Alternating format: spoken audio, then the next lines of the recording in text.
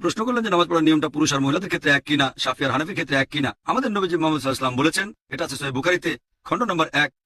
নবীজি বলেছেন, নামাজ পড়া যেভাবে আমাকে পড়তে দেখেছো। নবীজি এটা বলেননি যে মহিলারা একভাবে নামাজ পড়বে, পুরুষরা আরেকভাবে নামাজ পড়বে। আরেকটা হাদিস, এটা হচ্ছে সহিহ বুখারী খণ্ড 1 বুক অফ সালাহ, যে সাহাবিয়াগণ পুরুষদের মতো করে নামাজ পড়তেন। পুরুষ আর মহিলাদের নামাজ পড়ার জন্য আলাদা কোনো নিয়ম নেই। নামাজ পড়বেন সেভাবে যেভাবে নবীজি পড়তেন, সে আপনি পুরুষ হন বা মহিলা হন।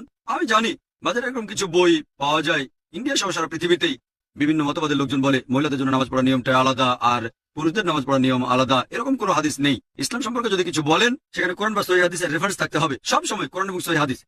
তাহলে যখন রেফারেন্স দেবেন, যে কোনো বিশেষজ্ঞ হোক, পৃথিবীর সবচেয়ে বড় বিশেষজ্ঞ, যদি তিনি কিছু বলেন, প্রমাণ থাকতে হবে, কোরআন এবং সহিহ হাদিস প্রমাণ দেখাতে হবে। প্রমাণ পেশ করো, ইন কুনতুম সাদিকিন। এমন কোন হাদিস নেই বা কোরআনের আয়াত নেই যেটা বলছে যে নামাজ পড়ার নিয়মটা পুরুষ এবং মহিলাদের আলাদা। আমি জানি অনেক বিশেষজ্ঞ নিজস্ব দৃষ্টিভঙ্গি থেকে বলে থাকেন, যেহেতু মহিলাদের নিরাপত্তা দরকার, তারা আলাদাভাবে নামাজ পড়বে। এটা হচ্ছে